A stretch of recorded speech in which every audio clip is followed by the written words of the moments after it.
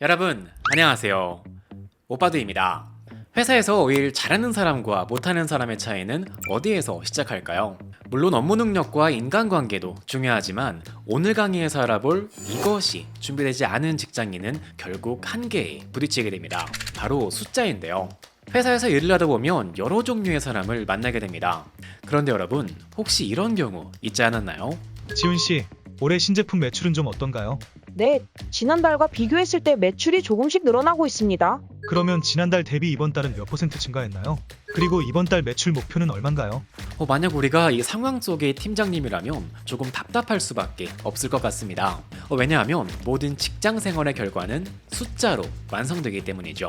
따라서 최소한 업무 분야에 있어서 꼭 알아야 할 숫자만큼은 우리가 구구단을 암기하듯이 꼭 숙지하는 것이 중요합니다. 숫자로 일하는 방법 첫 번째는 복잡한 것을 단순화하는 겁니다. 올해 A라는 화장품 회사에서 신제품을 출시했습니다. 그래서 새로운 프로모션을 진행하려고 하는데요. 마케팅부서 담당자에게 아래와 같이 메일을 보냈습니다. 대리님, 이번에 새로운 프로모션으로 A플랜과 B플랜의 영업이익을 비교해 주실래요? 그랬더니 이렇게 답장이 왔습니다. 94년도 LA에 처음 갔을 때 비슷한 프로모션을 한 적이 있어요. A플랜의 경우 작년도 비슷하게 생긴 프로모션을 확인해보니 매출액은 529억 원, 영업이익은 52억 원, 매출원가는 450억 원이었고요. B플랜의 경우 같은 기간 매출액 435억 원, 영업이익은 44억 원, 매출원가는 354억 원이고요. 이런 식으로 회사에는 같은 내용도 어렵고 복잡하게 전달하는 사람이 있는가 하면 간단 명료하게 핵심을 정리하는 사람도 있습니다. 여러분은 어떤 사람인가요? 우리가 보고서를 간단 명료하게 작성하려면 우선 말하고자 하는 내용을 완벽하게 이해해야 합니다. 그리고 내용을 모두 이해했다면 큰 덩어리 값들을 하나씩 쪼개서 개별화해주면 아무리 복잡한 내용도 쉽게 단순화할 수 있습니다. 자, 화면에 표를 보시면 이렇게 매출액, 영업이익, 매출 원가 등 다양한 항목이 있습니다. 만약 이 표를 다른 사람에게 그대로 전달한다면 내용이 복잡할 뿐만 아니라 설득력이 많이 떨어집니다. 그래서 이럴 때에는 이 큰 덩어리 값들을 각 기준에 따라서 개별화하고요. 전달하고자 하는 주제만 명확하게 강조해주면 더욱 설득력 있는 보고서를 만들 수 있습니다. 자, 이번에는 제품을 개별로 분석하는 사례를 하나만 더 알아보겠습니다. 이렇게 신제품 프로모션으로 10개를 구매했을 때 1개를 추가로 주는 방법과 그리고 10개를 구매했을 때 10%를 할인하는 방법이 있다고 가정해 보겠습니다. 예를 들어 영업이익 측면으로 본다면 어느 프로모션이 더 효율적일까요? 아마도 이 내용은 우리가 화장품 가게에 진열된 마스크팩을 생각하면 쉽게 정답을 알 수 있는데요. 바로 1개를 추가로 더 주는 방법이 회사 입장에서는 더 이득입니다. 이걸 수학적으로 분석할 때에도 이 각각의 덩어리 값을 하나씩 나누어서 계산하면 쉽게 알 수 있는데요. 이런 식으로 하나를 추가로 주는 경우에는 개당 가격이 909원이고요. 그리고 10%를 할인하는 방법은 개당 가격이 900원으로 계산된 걸 볼 수 있습니다. 따라서 제품을 추가로 주는 방법이 더욱 제품을 비싸게 팔 수 있기 때문에 영업이익 측면에서는 더 효율적이라고 의사결정을 할 수 있겠죠. 따라서 보고서를 작성할 때에는 여러 개의 숫자를 복잡하게 전달하는 것보다 각 덩어리 값을 나누어서 단순화하고요. 그 중에서 핵심이 되는 숫자를 강조해서 전달하면 더욱 멋진 보고서를 만들 수 있습니다. 숫자로 일하는 법 두 번째는 명확한 기준을 세우는 겁니다. A회사에서 전 직원을 대상으로 업무 능력 평가를 실시했습니다. 인원 10명 중에서 8명이 100점을 받았고요. 그 중에 2명이 90점을 받았어요. 그런데 만약에 이 100점을 받은 8명은 근속 연수가 10년 이상이고요. 그리고 90점을 받은 2명은 이제 막 입사한 지 1년 차 된 신입사원이라면 과연 이 업무 능력 평가 점수만으로 직원을 평가하는 것이 맞을까요? 아마도 이건 좀 고려해봐야 될 겁니다.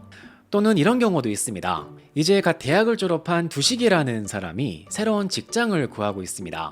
그리고 현재 고려하고 있는 각 직장은 아래 표와 같은데요. 모든 직장의 취업 조건은 아주 간단합니다. 취업하고 나서 20년간 근속만 하면 된다고 해요. 만약 여러분이라면 어느 기업을 선택하실 건가요? 아마도 구직 활동을 해보신 직장인 여러분이라면 이렇게 연봉만 보고 내가 20년간 다녀야 할 회사를 바로 결정하기에는 조금 무모하지 않나 라고 생각하셨을 것 같은데요. 물론 연봉이 높은 것도 중요하지만 우리가 취업을 고려할 때에는 이런 식으로 연봉 상승률, 업무 시간, 근무 강도 등 여러 가지를 함께 고려해야겠죠. 그래서 이런 식으로 각 항목마다 가중치를 둬서 데이터를 분석한다면 더욱 정확한 결과를 얻을 수 있을 겁니다. 그래서 숫자를 사용해서 서로 다른 두 항목을 비교할 때에는 겉으로 보이는 값의 크기보다 명확한 기준을 세우는 것이 더욱 중요하다는 점, 그리고 다양한 방면으로 비교해야 한다는 점을 두 번째로 짚고 넘어가겠습니다. 자, 마지막 세 번째 규칙은 대표값을 잘 이해하는 겁니다. 우리가 실무에서 엑셀을 사용하는 데이터 분석 작업의 대부분은 데이터 집계로 이어집니다. 그리고 이러한 결과값을 얻기 위해서 자주 사용하는 계산 방식으로는 합계와 평균이 있죠. 이러한 계산 방식은 우리가 일상생활에서 너무나 자주 사용하기 때문에 누구나 잘 안다고 생각하지만 사실 이 평균값을 정확히 아는 사람은 생각보다 많지 않습니다. 한 가지 예제를 살펴볼게요. 우리가 실무에서 가장 자주 사용하는 평균은 바로 산술평균입니다. 그래서 이런 식으로 한 학생의 시험 성적이 나열되어 있을 때에는 이 학생의 평균 점수로 에버리지 함수를 사용해서 이렇게 간단하게 구할 수 있습니다. 하지만 이런 경우는 어떨까요? 한 회사의 직원 연봉을 이렇게 표로 정리했는데요. 이럴 때 방금 전처럼 에버리지 함수로 이 평균을 계산한다면 과연 이 계산된 값은 회사의 연봉을 대표한다고 볼 수 있을까요?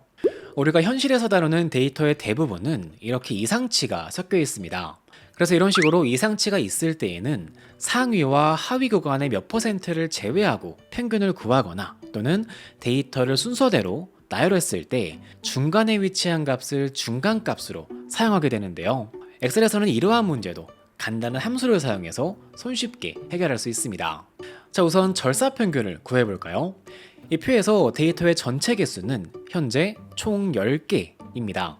이 중에서 우리가 제외할 데이터는 현재 위쪽에 1개, 그리고 아래쪽에 1개로 총 2개죠. 따라서 20%를 절사할 겁니다. 그래서 함수로는 트림민 함수를 입력하시고요. 그리고 평균을 구할 범위를 선택하신 다음 제외할 범위로 20%를 작성하고 엔터키로 입력하면 간단하게 절사평균을 구할 수 있습니다. 만약 평균 대신 중간값을 계산하려면 미디안 함수를 사용해서 이렇게 범위를 선택하고 입력하시면 중간값도 편리하게 구할 수 있습니다. 이외에도 실무에서는 가중평균, 기하평균과 같이 다양한 평균을 상황에 따라 적절하게 사용하는 것이 매우 중요한데요.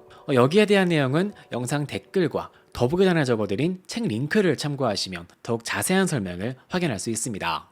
자, 지금까지 일 잘하는 직장인이라면 꼭 알아야 할 숫자로 일하는 법 규칙을 3가지로 정리해봤습니다. 사실 이 책에는 제가 오늘 정리한 내용 이외에도 직장인에게 유용한 팁이 많이 있는데요. 혹시라도 내용이 추가로 궁금하신 분은 영상 댓글과 더보기란에 적어드린 링크를 참고해 주시고요. 앞으로도 여러분께 도움이 될 만한 유익한 책이 있으면 이렇게 종종 영상을 통해서 소개해 드리도록 하겠습니다. 오늘도 영상 끝까지 시청해주셔서 진심으로 감사드리고요. 다음 영상에서도 더욱 유익한 내용으로 인사드리겠습니다. 감사합니다.